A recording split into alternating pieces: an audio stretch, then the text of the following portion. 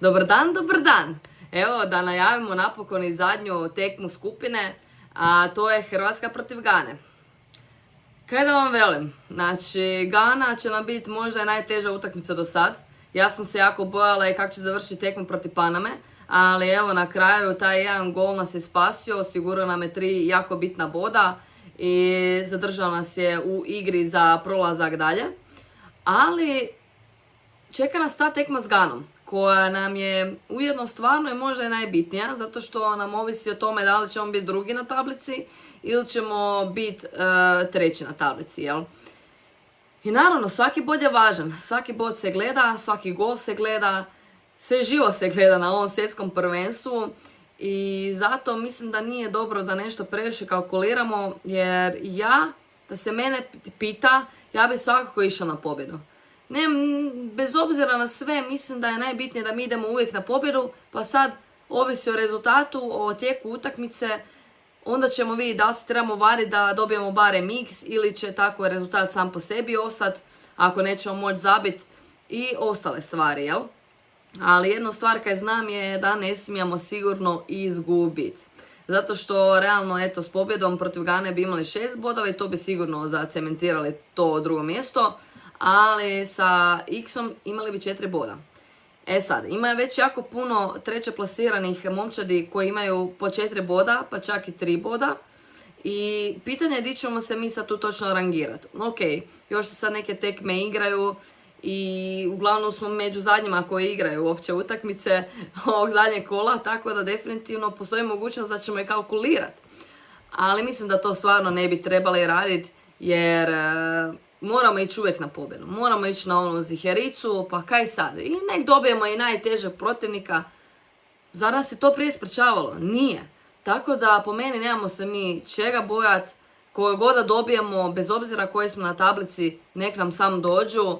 Ja očekujem da ćemo se mi izdići još više u kasnijoj fazi natjecanja. Ok, svaki početak je trnovit. Malo, evo recimo, ne znam, čisto da skomentiram opet Englesku. Ok, 4-2 je realan rezultat na kraju i Engleska je tu pokazala da su bolja momčad na terenu, ali opet mi smo pokazali onaj neki karakter da mi možemo igrati protiv najjačih reprezentacija svijeta. Znači, nemamo ljudi zaboraviti da smo se mi 2 puta vraćali. To je ono kaj nas krasi. Mi se uvijek možemo vratiti i možemo preokrenuti rezultat. Dešavalo se prije, razumijete?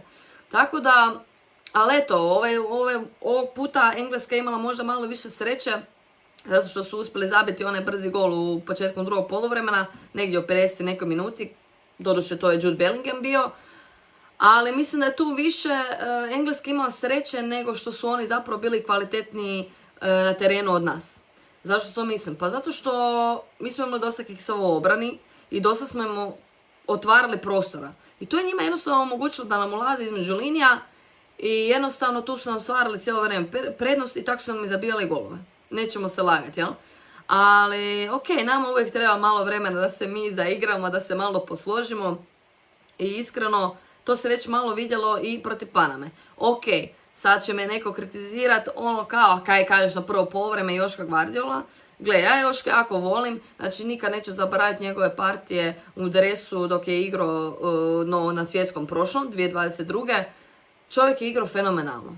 Znači, on kak je tamo odigrao, to je bilo wow. Ok, igrao je stopera, sad je više na beku. Jedini problem kaj Dalić možda njega ne zna baš kvalitetno koristiti isto na beku, trebamo je to malo uzeti u obzir. Možda bi Joško ipak bio kvalitetniji da igra onu svoju klasičnu poziciju, a to je stopera, jel? Ali ok, mi zamjenu za lijevog beka nemamo, tako da pretpostavljam da će Joško svejedno na lošoj prvo polovrijeme protiv Paname odigrati jako kvalitetno ovu utakmicu protiv Gane. I ja vjerujem u njega, vjerujem da će biti psihički puno spremniji sad za ovu utakmicu nego što je bio protiv Paname. Svakom se desi u nekoj tekmi pad. Nećemo se lagati. Pa evo, i Modriću se desio pad protiv Engleske. Znači, ona je faul za taj prvi gol, to je za penal. Realno, to se Modriću nikad ne dešava. On je isto mora izaći isto na kraju prvog poluvremena. Tako da, svaki igrač ima neku svoju... samo malo... Tako da svaki igrač ima neku svoju lošu tekmu, ima neku svoju dobru tekmu I bitno je samo da nastavimo dalje, da ne padnemo i da jednostavno pokušamo biti još bolji i još kvalitetniji u svakoj idućoj tekmi koja nas očekuje. I zato ja vjerujem da će Joško biti doslovno sigurno na nivou sad ovu utakmicu i uopće ne sumnjam u njega. Tako da ja i dalje mislim da će on biti nama u prvih 11, da se tu ništa neće previše mijenjati. Realno, za sastav protiv Paname sam bila fakat praktički full točna u odabiru igrača. Gdje sam rekla isto Joško iza, stoperi Šutalo i Pongarčić, desno Stanišić. Onda ispred njih i dalje dajem prenos da to bude Modrić, Kovačić i Baturina. I naravno desno krilo Marko Pašalić, lijevo Perišić i napred ću naravno staviti Budimira, koji je eto protiv Paname ipak pokazao da je on strelac koji nama treba, koji će s jednim dodirom lopte riješiti utakmicu. Tako je definitivno bilo i sada, jer fakat nam je trebalo to. Trebalo nam je taj jedan dodir, taj jedan šut, taj jedan pravi gol, prava šansa. Tako da, evo, dečki su stvarno cijelu tu akciju jako dobro odigrali. Posebno ću nahvaliti Baturinu, koji je cijelu utakmicu protiv Paname igrao fantastično. Po meni je on potkraden za man of the match, onaj trofejčić. Znači, ok, Martinez je dobio, ali realno Martinez kaj? Sam je trčao ko manijak, mislim, svaka čast. Stvarno vidjelo se da dečko se bori, da želi, da ono grize i to. A brate mili, nisi ti ništa posebno napravio terenu, osim kaj si ti trčao i ganjao tu loptu, ono, čak i di nisi trebao, jel? Tako da po meni nije on zaslužio taj man of the match. Mislim da je to definitivno trebalo ići u ruke Martina Baturine, koji je opet pokazao da treba biti u prvih 11, da jako raste. Mislim da će mu ovo svjetsko jako pomoć u razvoju općenito njegove igre i da će postati još kvalitetniji, još spremniji, još iskusniji i mislim da će ove godine, ako ostane u Komu, definitivno postati ključan igrač i držim mu fige za to i eto, nadam se da će Martin Baturina jednog dana zaigrati i za još neki veći klub. Sad, neki klubovi se već sad spominju, ali ok, nećemo sad ulaziti u to. Čisto da se ja vratim nazad, kog bih htjela isto istaknuti, znači rekla sam Martina Baturinu. Drugi igrač kojeg ću istaknuti je naravno moj Marko Pašalić. Ja njega obožavam još od doba Rijeke, ja sam jako htjela da on dođe u Dinamo, ali nažalost to se nije desilo. Marko je otišao u MLS, u Orlando i dobro, neka je i tamo igra i ljudi su ga tamo prihvatili, zavolili, zabija golove, radi ono što voli, radi ono što zna. I to treba samo nastaviti dalje pokazivati. Daj Bože, vratit će se u Europu nazad. Definitivno je Marko sad u ovoj utakmici protiv Paname po meni zaslužio isto poziciju prvih 11, jer nama desno krilo definitivno treba. I on pokazuje da je baš on to kaj nam uporno fali u nekim utakmicama gdje nemamo desno krilo. A to je ta neka brzina, neka opasnost tamo na tom desnoj strani. On je čovjek koji definitivno može probiti linije obrane i definitivno napravi taj neki višak i ima fantastične poteze. Znači, ta njegova peta za Stanišića je fakat fenomenalna, ljudi moji. Znači, to kak je on odigrao, baš trebaš ti to osjetiti da možeš tak nekaj odigrat. I definitivno, eto, Stanišić je na kraju imao puno prostora, zašprinto se prema korner liniji, ubacio i Budimir jednim dodirom riješio tekmu i hvala Bogu, tak je i ostalo. Makar dosta smo se mi, ljudi moji, nakon tog zabijenog gola mučili. Znači, vidjela sam da rijetko ljudi pričaju zapravo o utakmici nakon tog zabijenog gola. Kako smo se mi ponašali na terenu. Nismo izgledali dobro. Znači, Panama nas je stisla, Panama je držala velik pressing, mi smo jedva preživjeli. Zahvaljujući, naravno, jednom jedinom Dominiku Livakoviću. Da mi nemamo Livaković na golu, nego ne znam nija koga, ja ne znam kakav bi rezultat bio, evo iskreno. Znači, ono kad je on obranio par situacija, definitivno nam je osigurao on možda najprije ta 3 boda nego bilo tko drugi. Tako da nismo mi izgledali dobro, ne znam, nekih tih 10-15 minuta nakon zabijenog gola, onda tek pred kraj smo malo pokazali opet tu želju neku da bi mogli zabiti još jedan gol. Malo smo opet krenuli pa opet stali. Mislim, bilo je ovak cijelo vrijeme. Tako da definitivno je bila baš napeta utakmica. MK je bila dosta kasno, završilo se tek u 3 ujutro, a definitivno oči su bile ovakve ko da je 3 popodne, a ne 3 ujutro. Tako da definitivno, baš je bila napeta ta utakmica, nisam znala kako će završiti sve do zadnje sekunde, dok sudac nije svirao kraj. Znaš kaj, baš sam bila daj sam nek tak završi i dobro je. E sad, da se vratimo mi na tekmu protiv Gane. Mogla bi ja sad tu svašta reći, ali mislim da je jedno kaj ću reći, kako sam i rekla prije, da moramo ići po pobjedu. Gana će jako čvrsto igrati. Znači, pokazali su da protiv Engleske, koja ima jednu možda od najboljih napada na svijetu u reprezentaciji, uz Francusku i još neke, pokazali su da ih mogu zatvoriti, pokazali su da mogu jako dobro i kvalitetnu obranu igrati i nekako se bojim da ako Englezi nisu uspjeli to probiti, kako ćemo mi? Jer iskreno mi dobro djelujemo u sredini protiv takvih ekipa, znači mi imamo cijelo vrijeme te neke poteze, dodavanja, imamo mi posjed i definitivno smo nadmoćniji od takvih ekipa, ali nemamo taj neki dupli pas kojim mi možemo izbaciti igrače u obrani i napraviti taj neki višak. Jako se mučimo oko tih stvari. Tako da, evo, iskreno, ne znam kaj da očekujem. Ok, imaš tu onda baš igrače poput Martina, koji naprave taj neki višak, ali opet to ti samo 1 do 2 igrača maks koji ti mogu tak neke napraviti. Ovo sve ostalo vrtimo u krug pa di nađemo prostor. I još sam primijetila da se bojimo pucat. Znači, imaš idealnu priliku, ideš sam praktički na gol i ima šansu ili se izbačiš u lijevu ili u desnu i pukneš ju. I dobro, di završi. Ali nema ići previše prtjat, jer kad god smo malo previše prtjali, odmah smo gubili lopte i nismo ništa napravili, nismo na kraju uopće bili opasni po gol. A tipa da smo samo barem pukli, već bi nam expected goals bio puno veći vjerojatno nego da smo, ali da, evo ne znam, tu nam fali neka ta odlučnost u napadu, odlučnost u pucanju.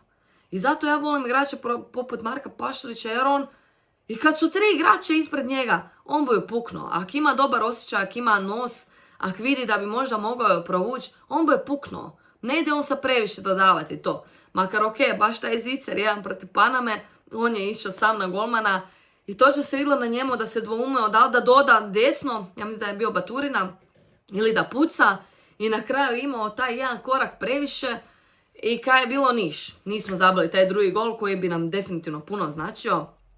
I tu se malo nječkao jer mislim da je htio on to iza sebe, ali nekako ko da je malo zakočio jer mislio je da je ovo u boljoj prilici, na kraju nije ništa ispalo, tako da to je to, treba nam malo više odlučnosti. I kaj sad, fulamo, nema veze, ali daj probaj barem, nemoj sam sad da je on dodao iza, gotovo, propustiš priliku za kontru i sve, a većinom često nam se tak neke dešava. Stvorimo višak na krilu, nebitno koji, jel desno ili lijevo, i napad evo lopte opet iza na sredini. Mislim, pa daj kad već probaj zdriblat, pa znaju svi oni driblat. Ja ne znam, zake malo više ne pokažemo to neke odlučnosti. Mislim, najbitnije je ne izgubiti loptu na sredini terena. To se zna, znači ti, ako na sredini izgubiš loptu, to je već kiselina. Dok si ti vratiš, ako uspiješ uopće vratiti, jer je tu jedna dugačka lopta može sve riješiti. Tako da samo na sredini terena, ali ovo na krilu, pa daj, probaj, pa otići ili u korner, ili u out. Ili ne da Bože, odbit će se malo tamo negdje, ali neće biti opasna toliko za kontru, uglavnom. Nekad zna biti, naravno, ali manje su šanse. Tako da mislim da nam fali te odlučnosti prema napred. I evo, iskreno, nadam se da ćemo sad protiv Gane ipak malo biti odlučniji, malo konkretniji, da ćemo malo krenuti agresivnije u tu utakmicu i da ćemo ih stisnuti, da ćemo napokon raditi taj visoki pressing koji nam je falio protiv Paname. Znači, to smo vidjeli samo u drugom poluvremenu u nekom dijelu igre i vidjelo se da Panama ne zna tako igrati. Oni se nisu dobro snašli kad smo malo stisli visoki pressing. I ne znam zakaj nismo od početka tako igrali. Tako da iskreno mislim da trebamo tako i protiv Gane. Jer Gana, imaju oni kvalitetne igrače, ali opet nisu toliko kvalitetni, više im je ona napadačka linija možda bolja nego obrana. Tako da kad se tiče obrane, mislim da bi mi njih komotno mogli stisnuti i na pressing možda ih zastrašiti da fulaju i tu napraviti neku priliku za gol, brzi gol, jel, iz par dodira i eto, evo. Ali definitivno mislim da bi trebali tako nešto igrat. Postavu sam već rekla, jedno kaj nisam rekla je rezultat. Malo sam podijeljenog mišljenja baš zato kaj su ovi toliko čvrsti obrani, mislim da će baš kompaktno igrat koji i ove sve prijašnje tekme. I protiv Paname i protiv Engleske, baš su jako dobro igrali obranu, tako da sigurno će i protiv nas. Sumnjam da će se išta tu promijeniti, ali ovisi o našem pristupu. Tako da, evo, iskreno reći ću rezultat 2-1 ili 2-0. Sad se jako doumim između ta dva rezultata, zato što mi uvijek možemo primiti gol. Uvijek. Ali opet, da li oni imaju isto kvalitetu da nam uopće zabe gol? To mi je sad ono, mislim imaju se menja. Znaš ono, na primjer, kog još imaju još neke igrače, sad se ne mogu sjetiti uopće. Imaju Williamsa onoga, znači on je jako brzi igrač to, tako da mogu oni nama zabiti taj jedan gol, tako da ajde osjeću ipak pri rezultatu 2-1. Ko bi moglo zabiti za nas? Pa evo, iskreno nadam se da će opet Baturina. Nadam se fakat da će Baturina zabiti. I drugi strelac. Pa ne znam, evo opet, reći ću opet Perišić ili Pašalić. Znači, ta dva igrača sam jako zavolila i fakat svaku utakmicu želim da zabe. I baš bi bila sretna da zabe. I da napokon Perišić pređe Šukera na listi za najboljeg strelca Hrvatske. Tako da, eto, možda više dajem priliku Perišiću da zabije. Ali da, vidit ćemo šta nas čeka. Ali nadam se pobjedi Hrvatske, idemo mi po sva 3 boda i da lagano mi svakako se plasiramo i to je to bez ikakvih kalkulacija. Da li ćemo biti u 8 tih treće plasiranih ili ne, ja bi to pustila, nek se neko drugi bavi, ali mislim da moramo ići po pobjedu. Da je najveća prednost možda Hrvatske, baš najveća prednost Hrvatske protiv Gane mislim da će biti Budimir. Zato što Budimir komotno može vezati na sebe 2 igrača, pa nekad ovisi možda i 3, ali ajde reći ćemo 2, bit ćemo realniji. I tu bi se moglo onda stvoriti puno prostora za Perišića, za Baturinu, Pašalića i očekujem da ćemo nekak na taj način i igrat. Sada, ali ako utakmica bude potpuno otvorena, mislim da bi to moglo biti jako problematično kad se tiče nas, zato što Gana nama može komotno onda u takvoj soluciji zabiti dosta golova. Ok, ajde, neću reći dosta, ali 1 do 2 gola sigurno, koje kak nam je Engleska zabijala, tako da nadam se da ipak to nećemo dozvoliti i da nećemo biti otvoreni, jer Gana nas definitivno želi na taj način kazniti i oni sigurno priželjkuju takav stil nogometa da se igra sutra, ali evo, nadam se ipak da im nećemo to dozvoliti i da ćemo biti puno čvršći u obrani. Makar to govorim cijelo vrijeme i od prve tekme i od druge tekme i sad ovu, ali evo fakat nadam se da ćemo ipak ovu sad zadnju utakmicu odigrati puno kvalitetnije u obrani i da možda i zadržimo taj clean sheet, a da mi opet zabijemo i to je to. Ništa ljudi, to je to od najave, malo je bila duža, malo konkretnija, malo sam možda više analizirala neke općenite stvari o igračima, o taktikama, o prijašnjim tekmama i jedne i druge momčadi. Možda sam neke stvari fulala, možda se neko ne slaže s nečim kaj sam rekla, ali nema veze. Ja imam takvo mišljenje, ja dijelim to mišljenje i tako da se uvijek držim svoga. Bilo da se neko slaže sa mnom ili ne, ali uglavnom se ekipa slaže, uvijek su neki pozitivni komentari, tako da hvala svima još jednom. I eto, ne znam, za kraj reći ću da se pretplatite na kanal, puno mi to znači. Biće ovih sadržaja jako puno, fakat se trudim što više nogometnog sadržaja vam pružiti sa cijelog svjetskog prvenstva, ne samo Hrvatsku. I eto, nadam se da vam se to sviđa i to je to ljudi. Vidimo se u idućem videu. Ćao!